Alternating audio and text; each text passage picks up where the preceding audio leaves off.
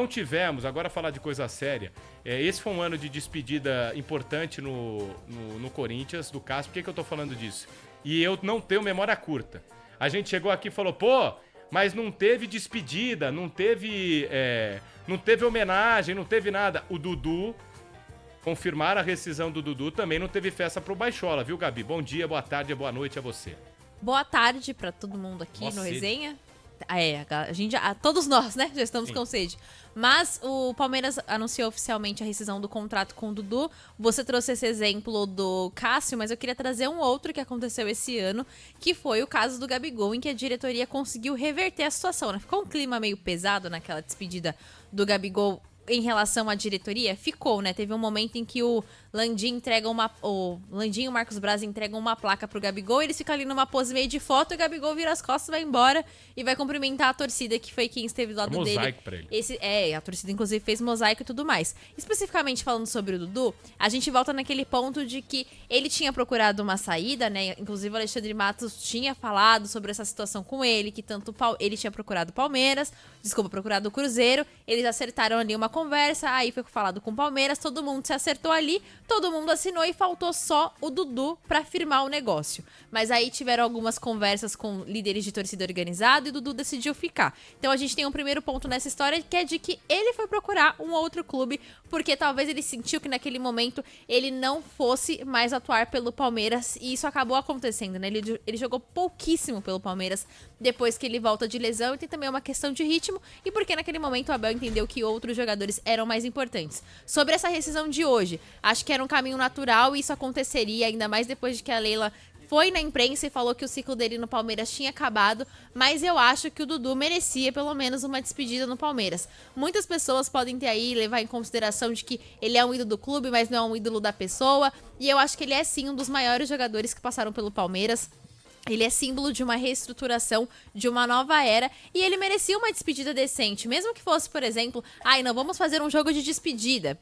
Beleza, não faça um jogo de despedida, mas pelo menos faz aquele momento com a torcida de agradecer pelos serviços prestados, pelo que ele fez pelo Palmeiras, e acabou. A sensação que eu tenho é de que meio que o Palmeiras, a nota que o Palmeiras solta, né, pra anunciar essa rescisão é mais um: valeu, você não fez mais do que a sua obrigação no seu período de contrato aqui com o Palmeiras. Porque é uma nota bem fria, com uma arte. O Dudu, inclusive, nem está no Brasil, né? Ele está viajando com a família dele agora no período de férias. E a arte é totalmente assim, sabe aquela coisa que parece que ele é um jogador qualquer? Sim. Parece que ele não teve história nenhuma no clube, ele só passou e olha, valeu aí, obrigado pelo serviço prestado e tchau. Então, o Dudu, ele sai do Palmeiras com uma relação muito ruim com a diretoria, e isso faz com que a torcida também fique muito brava com a diretoria do Palmeiras. Com o Cruzeiro também, porque gente, né? porque aí a sensação que dá é de que a diretoria tratou o Dudu como um jogador qualquer, e ele foi um jogador extremamente importante na história do clube. Então, tratando-se de um jogador desse tamanho, ele realmente merecia uma despedida, assim como o Cássio merecia. E aí, só trazendo esse paralelo entre os dois, eu acho que é possível num futuro o Cássio voltar pro Corinthians ter um jogo de despedida. Pro Dudu... Mas não voltar pra jogar, né? Você Exatamente. tá falando, tipo, o Cássio aposentou, vai ter um jogo Amigos do Cássio...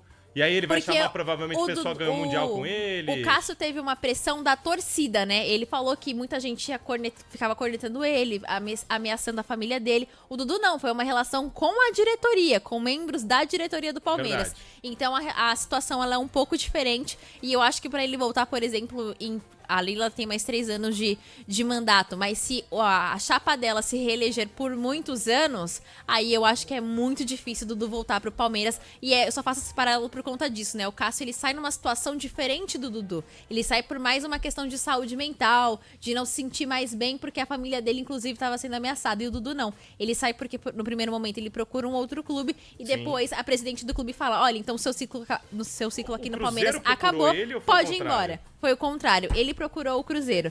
Ele é amigo do Matos, né? Muito amigo do Matos mesmo. Sabe o que eu fico imaginando? É assim, ele ficou um tempo fora, né? Vamos lembrar, ele ficou tava machucado. pouco mais de um ano machucado. É meio delicado, porque o cara vai sentindo que tá perdendo espaço, sabe? Ele vai dando aquela... desculpa, só te interromper rapidinho. Ele joga na ponta esquerda, e a gente falava muito aqui no Resenha: o Estevão vai jogar na ponta esquerda ou na ponta direita? Porque o Dudu tinha um problema que ele não gostava de jogar em outra posição também. Então teve isso. Sim, e aí